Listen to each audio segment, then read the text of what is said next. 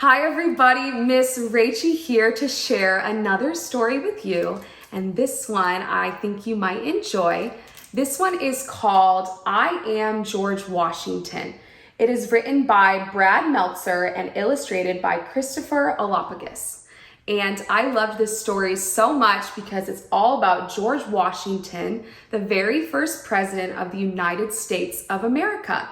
It's about his life and how he became our president.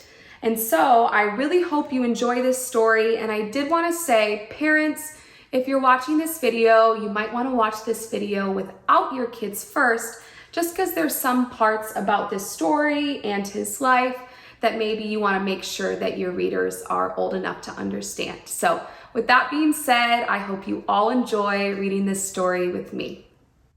I am George Washington. I am George Washington. You know what one of the hardest things in life is? Being the first. When you're the first to try something new, there's no one to show you the way. But when I was little, I wasn't the first. I was the fourth of 9 children. That's a lot of brothers and sisters. How do you think I learned to deal with people fighting? When I was really little, I lived at a place called Mount Vernon, which had a huge river running through the backyard and unexplored forests in every direction. At 5 years old, this was the world I knew. If you wanted to explore the forest, you had to be the first one to go inside. Think you are brave enough to go in there, George? Not yet, but soon.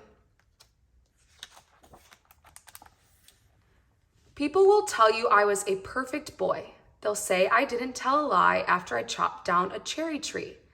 But that cherry tree story isn't true. Like most boys back then, I liked swimming, fishing, and riding horses. I was a decent athlete, but nothing spectacular. Mostly, I was an ordinary kid. I liked books and even liked to dance. I was great at it. In school, my best subject was math. I was pretty good at writing, but I was always a terrible speller. You spelled beginning wrong, and harvest too. Don't you realize I'm going to be one of the world's best leaders? I believe that almost as much as I believe you're a great dancer.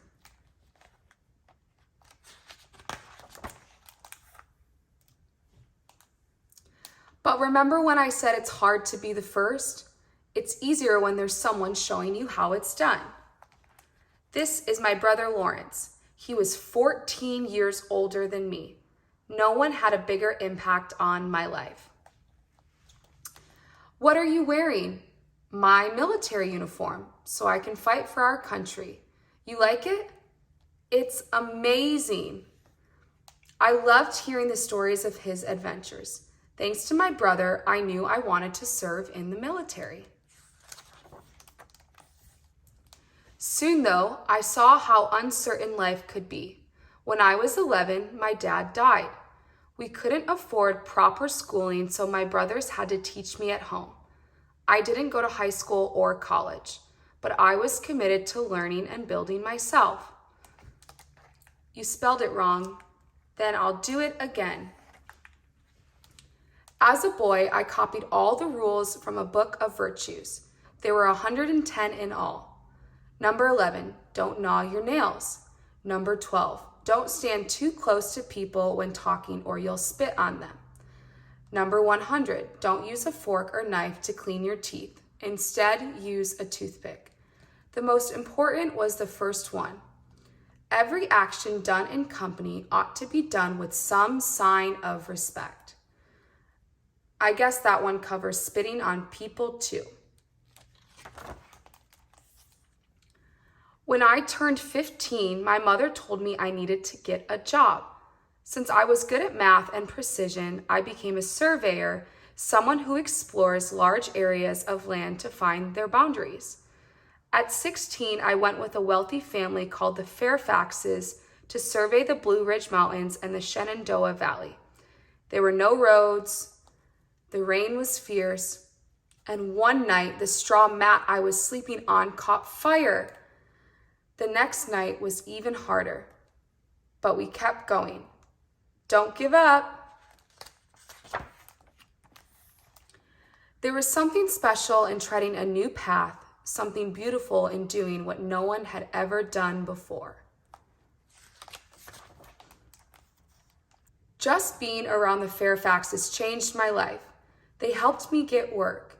I observed how they lived, how they dressed, and how they ate.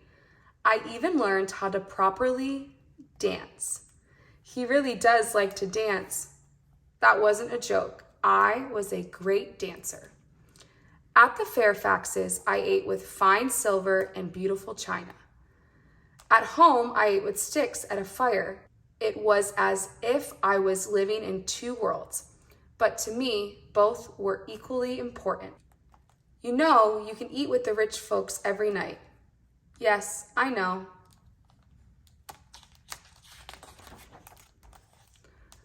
When I got older, I joined the military. In my first big battle, I was on the British side fighting against the French and Native Americans. I was nearly shot 4 times. 4 musket balls ripped through my clothing, but nothing could stop me. While others were screaming, I raced across the battlefield, keeping people calm. We lost the battle, but I became the commander of all of Virginia's fighting forces. At the age of 23, I ran for office to be a member of the House of the Virginia Legislature. I lost. That's right, I lost. Next time, I'll be better organized. It didn't stop me. I tried again, and this time I won. In fact, I won re-election every time after that. But the world as I knew it was about to change. Remember, when I was growing up, the United States didn't exist yet. Back then, there were no states, just colonies, all of them controlled by England. We were ruled by the British king named George III. The king is unfair. He wants us to pay more for everyday things like stamps and tea. We deserve to be free.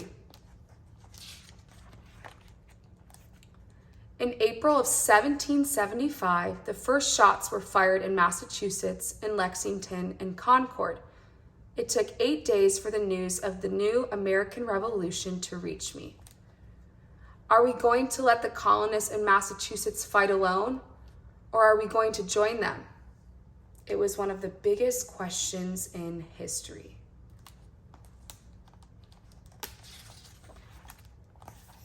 The answer came at a meeting called the Second Continental Congress. Our 13 colonies decided we would fight together against King George III. All we needed was a leader for the battle. Guess who they chose? You look like you're in charge.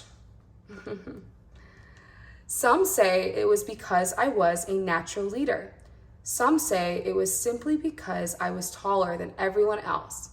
But let me tell you a secret. I was the only one wearing a military uniform. It wasn't an accident. On that day, I came ready to lead, ready to do the job, ready to be the first.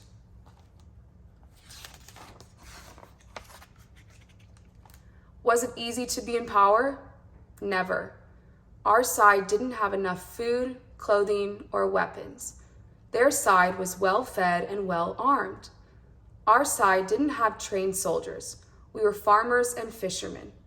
Their side was the greatest fighting force in the world. In the winter at Valley Forge, some of our troops didn't eat for days. They wore rags and had to go barefoot in the snow.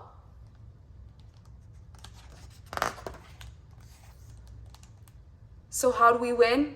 We were smarter. We wrote plans in invisible ink so the British couldn't read them. Cool, right? Invisible ink. My code name was 711. Secret meeting with 711.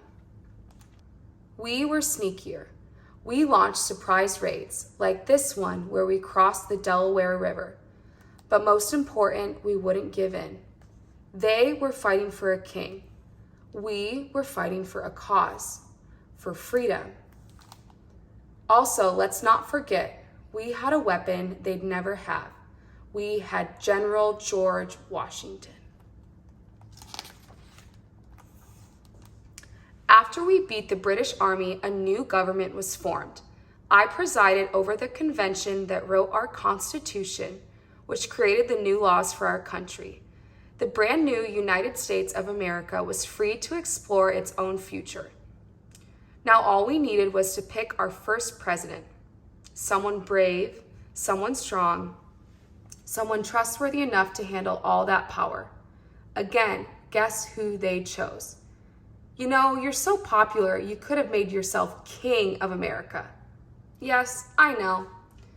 At the end of the American Revolution, King George III asked someone what Washington planned to do after the war.